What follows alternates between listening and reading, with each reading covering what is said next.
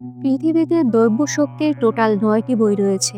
বলা হয়ে থাকে এই বইগুলো একসাথে সংগ্রহ করে বিদ্যা এবং শক্তি অর্জনের মাধ্যমে চাইলে যে কেউ আমৃত্যু লাভ করতে পারবে। দেবতার স্থানে নিজেকে বসিয়ে আমৃত্যু লাভ করার জন্য পৃথিবীতে প্রকট হয় এক ভয়ানক শয়তানের, যে কিনা বৈদ্য শক্তির বইগুলোর রক্ষাকর্তাদের মেরে ম্যাজিক্যাল শক্তির অধিকারী হতে শুরু করে। শয়তানকে বিনাশ করতে সৃষ্টিকর্তার ইচ্ছেই পৃথিবীতে জন্ম নেয় ভেদা নামের একটা ছেলে। ভেদা আর তার ম্যাজিক্যাল মীরাই শয়তানের বিরুদ্ধে পৃথিবীকে বাঁচাতে ঢাল হয়ে দাঁড়ায়। অ্যাকশন থ্রিলার সাইফাইতে ভরপুর মিরাই মুভির কাহিনী আজ আপনাদের সাথে শেয়ার করব। সো ভিউয়ার্স, জলদি জলদি সাবস্ক্রাইব করে নিন। তো চলুন বেশি কথা না বাড়িয়ে শুরু করা যাক আজকের মুভির এক্সপ্লেনেশন। রক্তাক্ত একটা যুদ্ধের মাঠ, লাখো মানুষকে মেরে কালিন্দাকে জিতে নিয়েছে সম্রাট অশোক। তবে এই জন্য তার মনের মধ্যে অন্যরকম অনুভূতি হচ্ছিল। রাজা যা দখল করে নিয়েছে সেটা কি জিত ছিল নাকি হার ছিল সে নিজেই বুঝে উঠতে পারছে না। তাই তিনি নিজের রাজ্যে চলে যায়। এরপর একটা সিদ্ধান্ত নেয়, বিভিন্ন রহস্যের মাধ্যমে যেসব দৈবিক শক্তি রাজা সাহেব অর্জন করেছিল সেই সমস্ত শক্তি তিনি ৯টি বইয়ে বিভক্ত করে দিয়েছিলেন। এরপর সেই বইগুলোকে উপযুক্ত যোদ্ধাদের হাতে তুলে দিয়েছিল। ৯টি বইয়ের মধ্যে অষ্টসিদ্ধি বইগুলো ৮জন যোদ্ধাকে এবং শেষ বইটি অর্থাৎ ভবিষ্যৎ দেখার বইটি একজন ঋষির হাতে তুলে দেয়। এরপর রাজা এই বইয়ের মাধ্যমে লুকায়িতভাবে মানব জাতিকে সুরক্ষা করার নির্দেশ দিয়ে দেয়। এই গ্রন্থগুলোর মাধ্যমে কিন্তু শুধু দুনিয়ার শক্তি নয়, বরং মৃত্যু শক্তিকেও হার মানানো যাবে। আর এই বইগুলোকে হাসিল করার জন্য অনেক প্রভাবশালী ব্যক্তিরা নানাভাবে চেষ্টা করে যাচ্ছে, তবে শেষ পর্যন্ত কেউ সফল হতে পারেনি।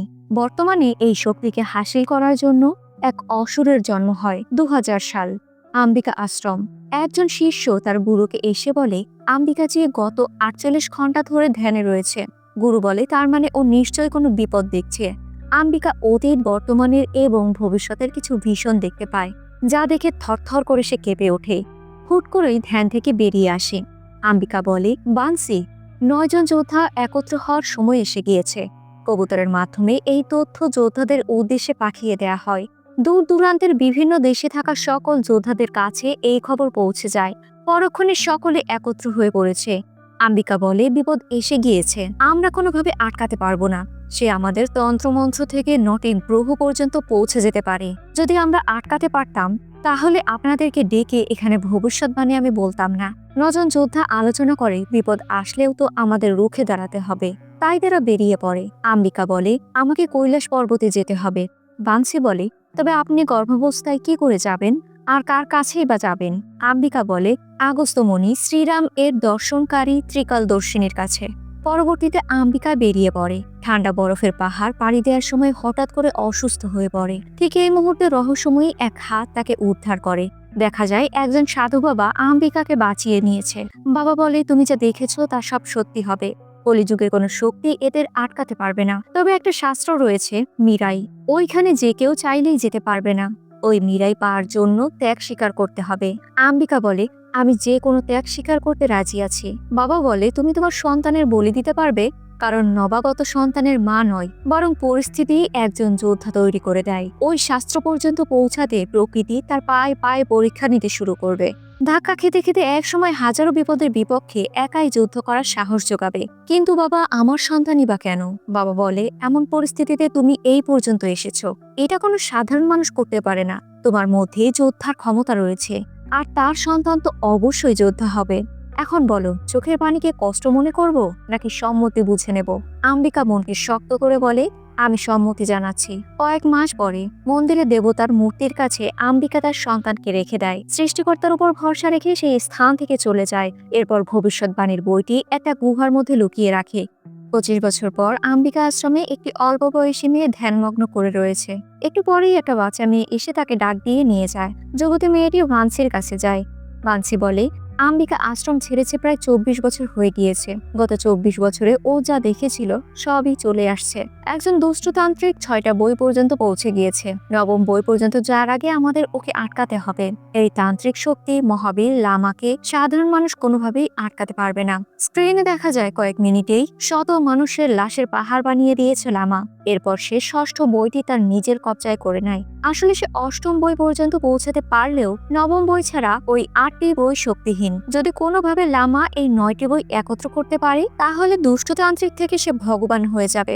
মেয়েটি বলে, আমরা এইসব কি করে আটকাবো? মানসি বলে, 24 বছর আগে আম্বিকা বলেছিল, আজ থেকে 24 বছর পরে আপনি আমার সন্তানকে ফিরিয়ে আনবেন। যদিও ফিরে আসে তাহলে মনে করবেন আমিও চলে এসেছি। পৃথিবীর শাস্ত্র বাঁচানোর জন্য এবং মীরাই পর্যন্ত পৌঁছানোর জন্য একমাত্র সেই রয়েছে। ওকে খুঁজে পাওয়ার জন্য আমাদের কাছে মাত্র 3 সপ্তাহ রয়েছে। মেয়েটি তদন্ত শুরু করে। এক পর্যায়ে 24 বছর পুরনো এই এলাকার অনাথ বাচ্চাদের ফাইল পুলিশের কাছে দেখতে চায়। পুলিশ ফাইল দেখানোর আগে তার বিনিময়ে টাকা চায়। মেয়েটি বলে, এখানে বাবার নাম রয়েছে তো, দেখুন তো। পুলিশ অফিসার বাবার নাম চেক করে।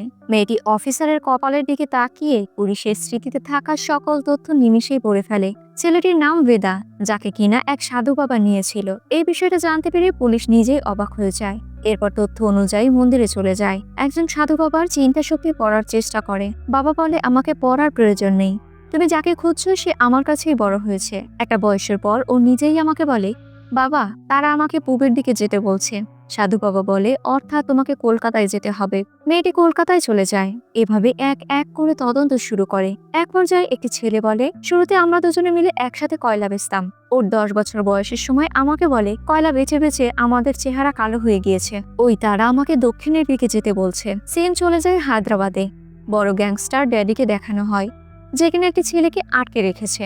ড্যাডি বলে, তোর এত বড় সাহস, তুই আমার এলাকায় ঢুকে আমার মাল চুরি করিস? বেদা বলে, এটা তোর দেশ আর আমার এলাকা। একবার যখন আমার নজরে পড়েছে তো বুঝে নে তোর হাতে আর যাবে না। তুই 1 নাম্বার হলে আমি 420। এই বলে উল্টো লাফ দিয়ে নিজেকে ছাড়িয়ে নেয়।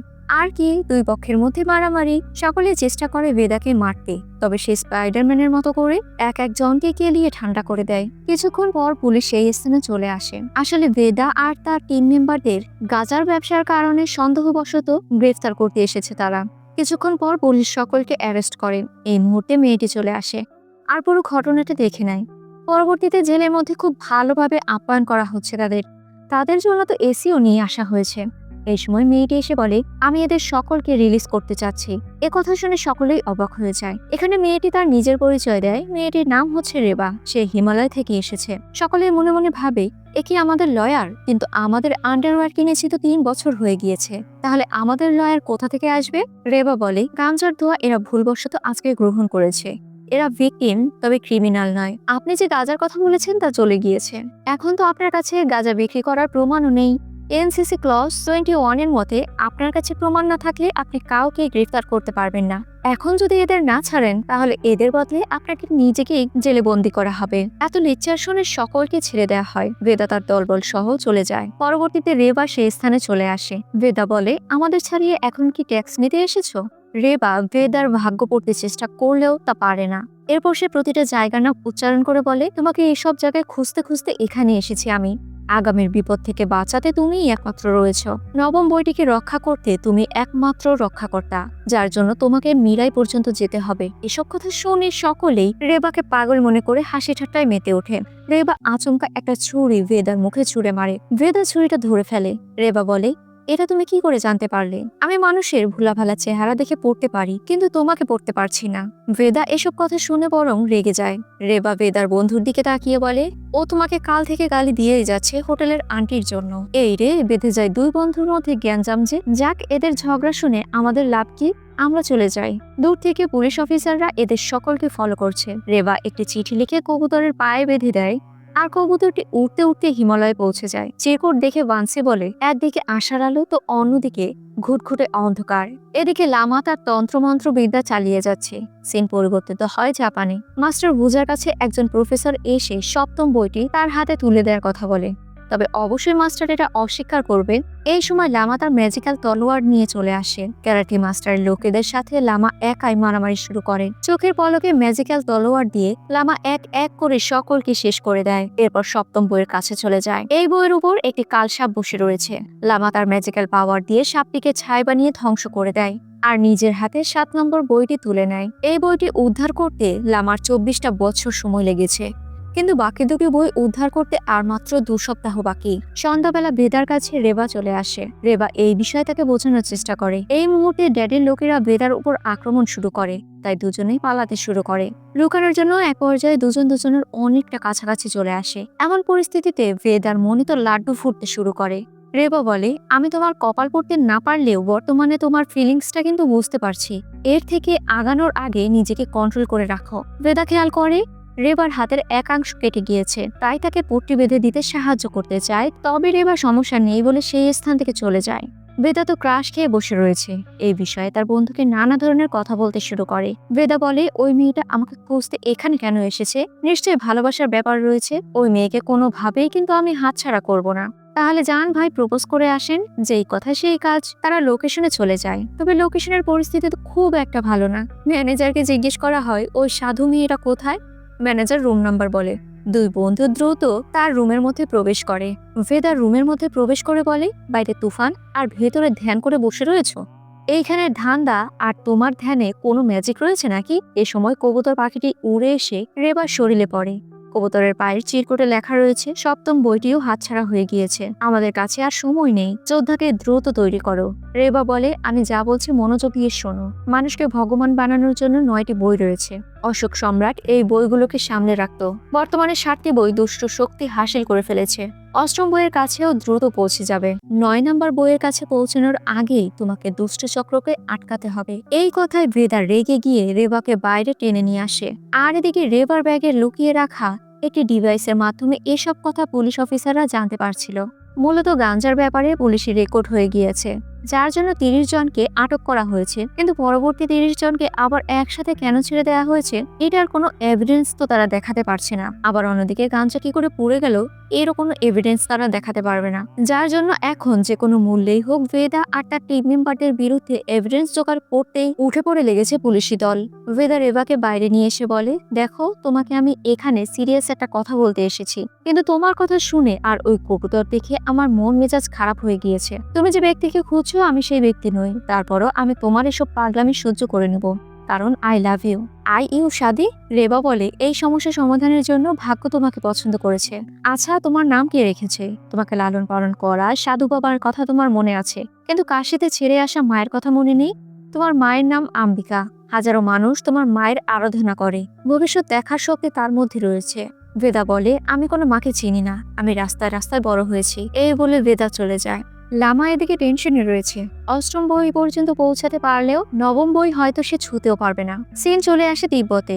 এখানে হাজারো সন্ন্যাসী ধ্যানমগ্ন হয়ে বসে রয়েছে। গুরু ইউকাকে ডাক দেয়।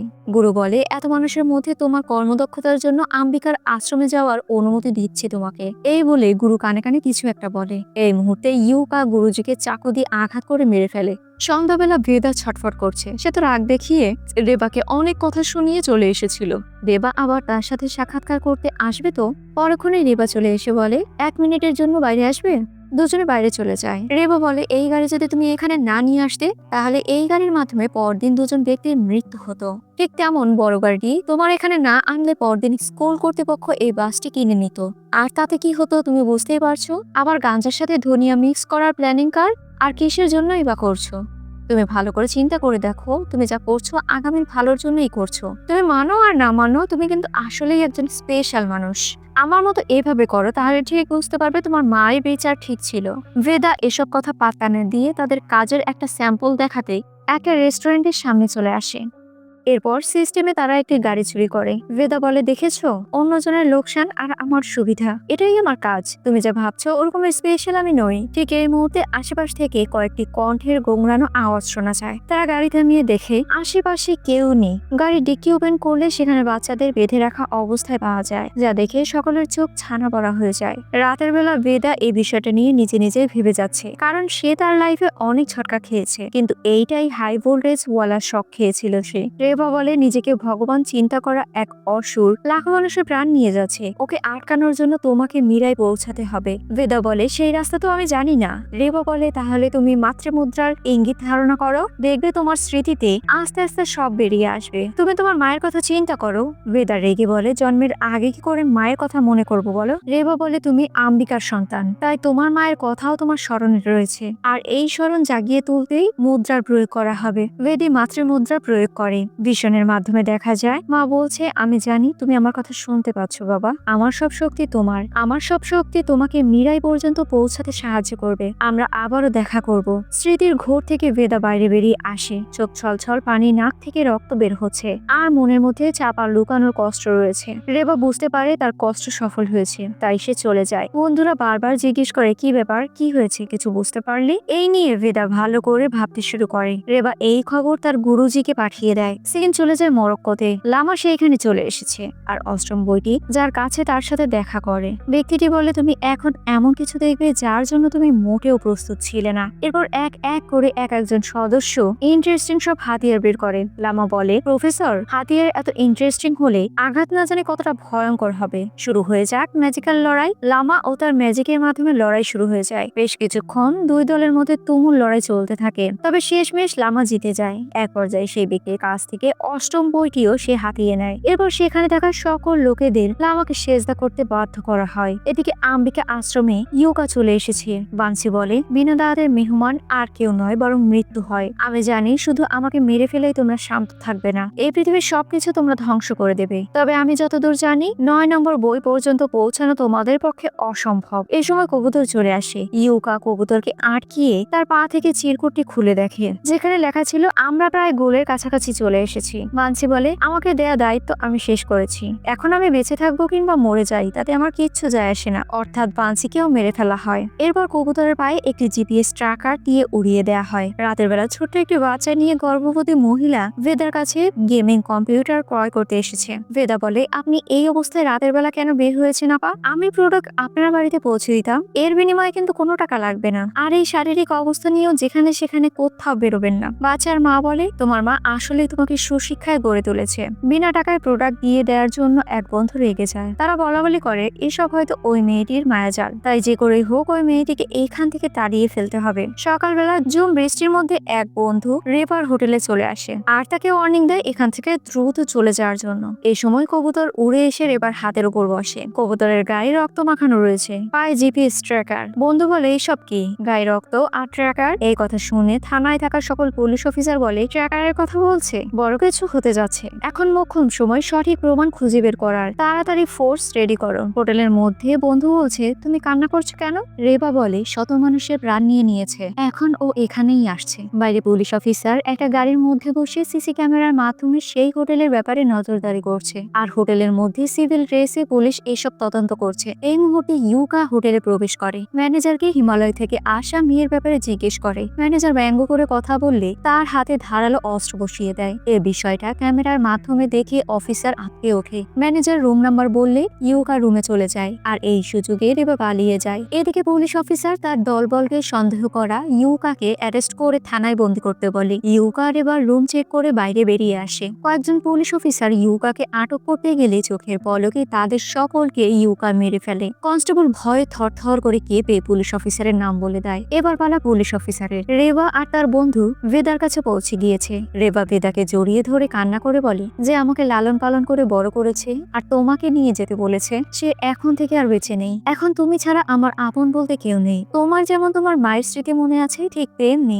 আমার তোমার উপর ভরসা রয়েছে। আমি চলে যাচ্ছি, তুমি নিজের খেয়াল রেখো। এই মুহূর্তে ইউকার দলবল চলে এসেছে। ভেদা বলে, আজকে বিজনেস হলিডে, ভিতরের কোনো জিনিস বাইরে যেতে পারবে না, যাও এখান থেকে তোমরা চলে যাও। শুরু হয়ে যায় দুই পক্ষের মধ্যে মারামারি, কেউ কারো থেকে যেন কম নয়। কিন্তু এক পর্যায়ে ভেদা অনেকটা ক্ষতিগ্রস্ত হয়। এদিকে বন্ধুদের প্রচুর মারধর করা হচ্ছে। অবশেষে ইউকা ভেদাকে ছুরি দিয়ে বারবার আঘাত করতে শুরু করে। রেবা ইউকাকে বলে, তুমি ওকে ছেড়ে না দিলে আমি নিজেকেই শেষ করে দেব।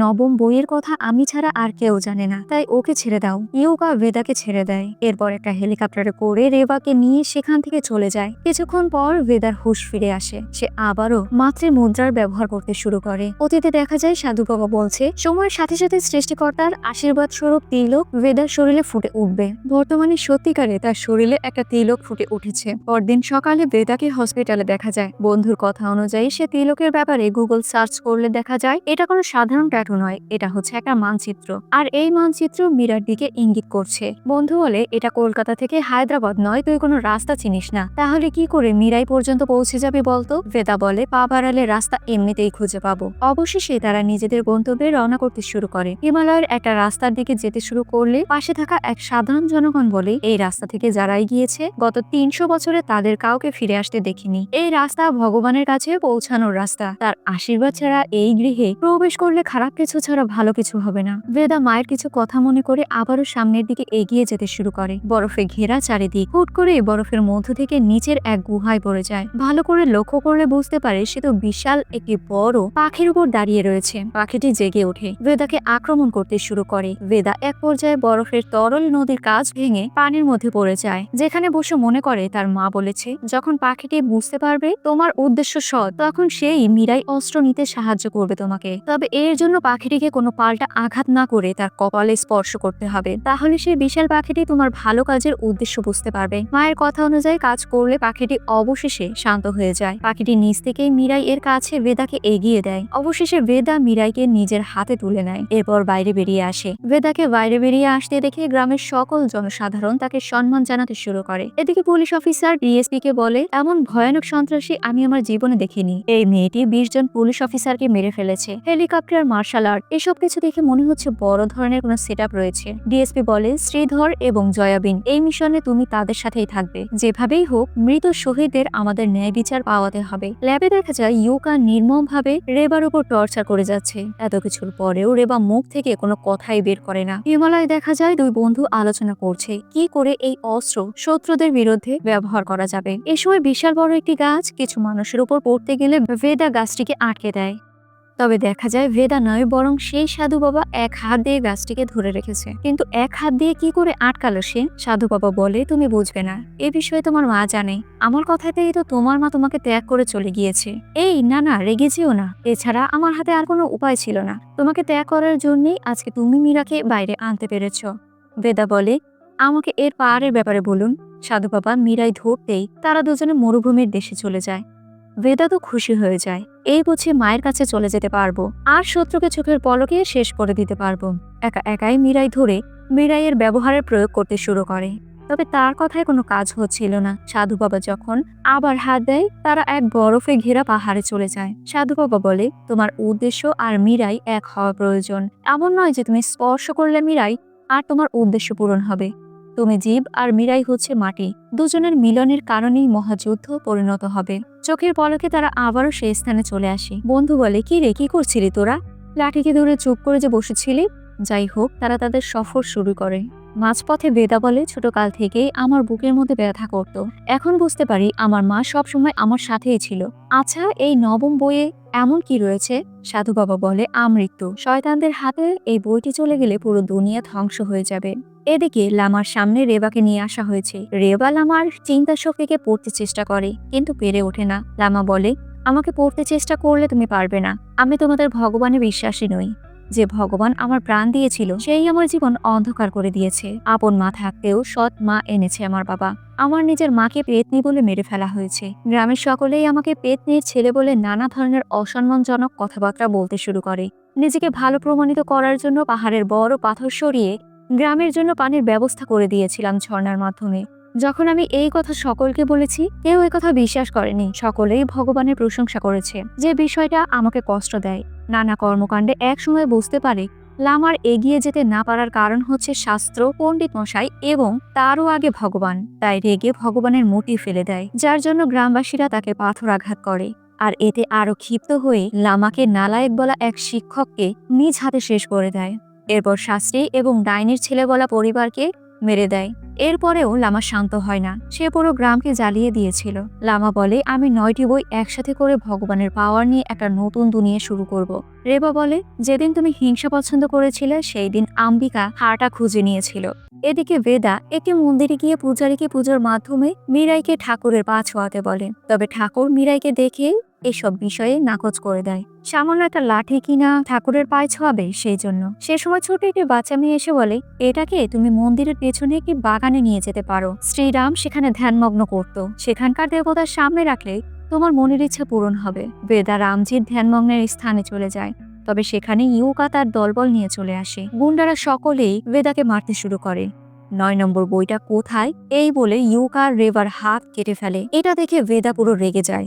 এক এক করে গুন্ডাদের সাথে লড়তে শুরু করে। সকলের হাতে তলোয়ার। ভেদার মনের সাহস আর হাতের মিরাই নিয়ে সকলকে প্রতিহত করে যাচ্ছে। পরিস্থিতি বিগড়ে যেতে দেখে ইউকা লামার দেয়া একটা শঙ্খ বাজাতে শুরু করে, যার আওয়াজ ছিল বিকট ধরনের। শঙ্খ বাজানো থামিয়ে ইউকা নিজেই এবার ভেদার উপর আক্রমণ শুরু করে। ভেদা নিস্তেজ হয়ে পড়ে। এদিকে সাধু বাবা সেই বাচ্চা মেয়েটিকে তার নাম জিজ্ঞেস করে। মেয়েটি জানায় তার নাম আম্বিকা, অর্থাৎ সৃষ্টিকর্তার ইচ্ছেতে পুনর্জন্মের মাধ্যমে মা আর সন্তানের ঠিকই দেখা হয়েছে। যাই হোক, ভেদার হাত থেকে ছুটে যাওয়া মীরাই আবারও তার কাছে ফিরে আসে। ভীষণে দেখা যায় সাধু বাবা বলছে, এই অস্ত্র যখন তোমার উদ্দেশ্য বুঝতে পারবে, তখন তোমার জন্য অদ্ভুত শক্তি হিসেবে কাজ করতে শুরু করবে। ভেদা বলে, আমার মায়ের উদ্দেশ্যই আমার উদ্দেশ্য, আমরণকে ধ্বংস করা। এই কথা বলার সাথে সাথে চারিদিকে লোকজন কোনো ম্যাজিক্যাল পাওয়ারের মাধ্যমে 10 হাত দূরে ছিটকে পড়ে। মীরাই জলজল করে উঠেছে, অর্থাৎ সে তার কাজ শুরু করে দিয়েছে। মীরাইয়ের এতটা পাওয়ারের ফলে সেখানে থাকা বড় ঘণ্টাটি বেজে উঠেছে। ভেদা মীরাইয়ের সাহায্যে সকল গুন্ডাকে প্রতিহত করে। এক পর্যায়ে ইউকা তার সাথে লড়তে আসে, তবে পেরে ওঠে না, তাই আবারও শঙ্খ বাজাতে শুরু করে। তবে এবার সেই শঙ্খের সুরকে মীরাই প্রোটেক্ট করে ভেঙে ফেলে। ইউকা জ্ঞানহারা হয়ে পড়ে যায়। এদিকে অতিরিক্ত রক্তক্ষরণের জন্য রেবা নিস্তেজ হয়ে পড়েছে। ভেদা দৌড়ে এসে তাকে ডাকতে শুরু করে। এই সময় মীরাইয়ের স্পর্শে রেবার হাত সম্পূর্ণ ঠিক হয়ে যায়। রেবা যেন প্রাণ ফিরে পেয়েছে, অর্থাৎ ভালো কিছুর জন্য কাজ করলে মীরাই তাকে সাহায্য করবে। এর মধ্যে বন্ধু এসে বলে সাধু বাবাকে কোথাও খুঁজে পাওয়া যাচ্ছে না। ভেদা মনে করে বাবা বলেছিল যখন আমাকে আর প্রয়োজন হবে না তখন আমি চলে যাব।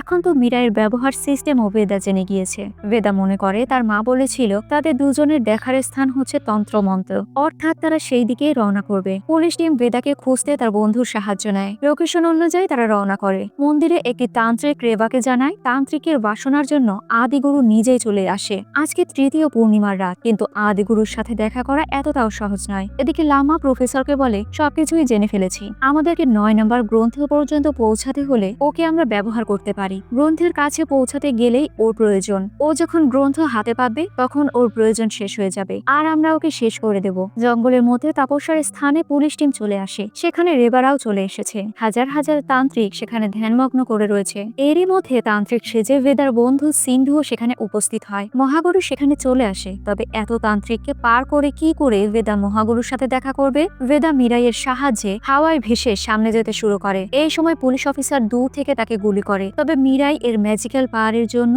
এই গুলি তাকে স্পর্শ করতে পারে না। ভেদা মহাগুরুর কাছে চলে আসে। সেখানে থাকা সকলেই রেগে যায়। মহাগুরু তাদের শান্ত করিয়ে দেয়। গুরুজি বলে ওর আশা 24 বছর আগেই আম্বিকা ব্যবস্থা করে রেখেছিল, ও আমাদের জন্য যোদ্ধা। এই বলে মহাগুরু ভেদাকে তার সাথে নিয়ে যেতে শুরু করে। পুলিশ ফোর্স এসব কাণ্ড দেখে অবাক হয়ে যায়। এরপর তাদের পিছু করতে শুরু করে। তবে বিষয়টা মহাগুরু বুঝতে পেরে তাদের দিকে একটা ম্যাজিক্যাল পাউডার ছুঁড়ে ফেলে। চোখের পলকে সব স্থান কালো ধোঁয়ায় ভরে যায়। এরপর যখন ধোঁয়াগুলো পরিষ্কার হয়ে যায়, পুলিশ অফিসাররা নিজেদের পাহাড়ের শেষাংশে দেখতে পায়। পুলিশ অফিসাররা পড়ে যায় গোলক ধাঁধায়। এসব কি হচ্ছে তাদের সাথে? এদিকে গুরুজি তাদেরকে আখলামুখী মন্দিরে নিয়ে চলে আসে। এই দেবী মানুষের রূপে আসলে আম্বিকা প্রজা হয়ে যায়। আজকে সকলে জীবিত থাকার কারণ হচ্ছে আম্বিকা। এরপর গুরুজি অতীতের কাহিনী বলতে শুরু করে। যখন পুরো গ্রাম ঝলসে গিয়েছিল, গুরুজি লামাকে গ্রামের বাইরে দাঁড়িয়ে থাকতে দেখে তাকে অসহায় মনে করে তার সাথে নিজেদের রাজ্যে নিয়ে চলে আসে। নিজের সন্তানের মতো করে ওকে বড় করেছিল, আর আমাদের তন্ত্রবিদ্যা ওকে শিখিয়েছিল। 7 বছর আমার ছেলের সাথেই ও বড় হয়েছিল।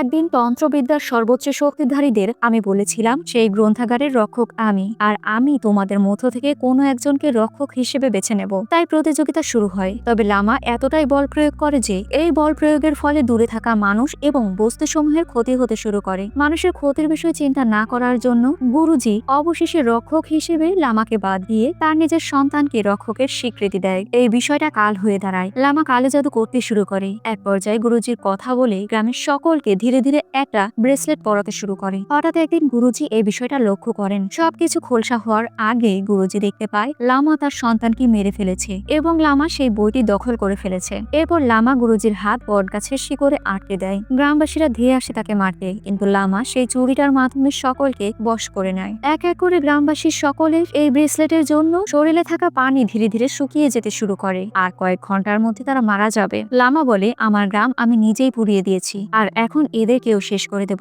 সকলের শেষ সময় এসে গিয়েছে। আমরা সকলে মনে মনে আকলামুখীর কাছে প্রার্থনা করছিলাম। তখন দেবী রূপে আম্বিকা চলে আসে আর ভবিষ্যতের সব ভীষণ দেখতে পায়।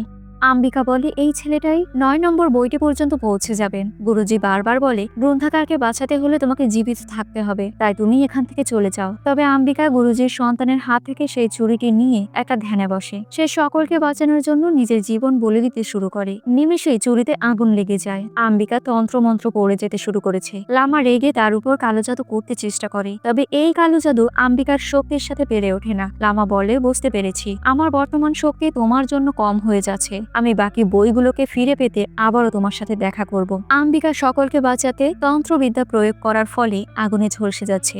এরপর লামাকে উদ্দেশ্য করে বলে সব বই পর্যন্ত পৌঁছাতে পারলেও 9 নম্বর বইটি তুমি ছুঁতে পারবে না। তোমার আর নবম বইয়ের মধ্যে একজন যোদ্ধা ঢাল হয়ে দাঁড়াবে। এই বলে ম্যাজিক্যাল পাওয়ার এর মাধ্যমে লামাকে দূরে ছিটকে ফেলে। আম্বিকা জ্বলে পুড়ে ছাই হয়ে যাচ্ছে। সাথে সাথে গ্রামবাসীর হাতে থাকা সেই ব্রেসলেটটাও ঝলসে যায়। সকলেই তার প্রাণ ফিরে পায়। তখন থেকেই আম্বিকার রূপে এই মূর্তি এখানে স্থাপন করা হয়েছে। বেদা বলে সংকল্পর জন্য আপনি আপনার সন্তানকে ত্যাগ করেছেন, মানুষের ভালোর জন্য নিজেকে শেষ করেছেন। এখন থেকে এই ত্যাগ আর চলবে না। সব বইগুলোকে আমি উদ্ধার করব, শপথ করছি। রাতের বেলা গুরুজি বলে 9 নম্বর বইটি কোথায় রয়েছে তা আমি জানি না। বেদা বলে আমার মা তন্ত্রমন্ত্র পাঠিয়েছে, শুধু শয়তানকে বিনাশ করার জন্যই নয়, অবশ্যই আশেপাশে কোথাও সেই বইটি রয়েছে। এ সময় আকাশের তারা তাকে সঠিক দিক নির্দেশনা দেয়। বেদা একাই তারার দিক নির্দেশনা ফলো করতে শুরু করে, পাড়ি দিতে শুরু করে নানা ধরনের পথ, আর এই পথেই মায়ের স্মৃতিগুলো মনে করতে থাকে। রাতের অন্ধকারে জোনাকিরা যেন পথ দেখিয়ে দিচ্ছে। চলে যায় একটি গুহার মধ্যে। ঘুটঘুটে অন্ধকার।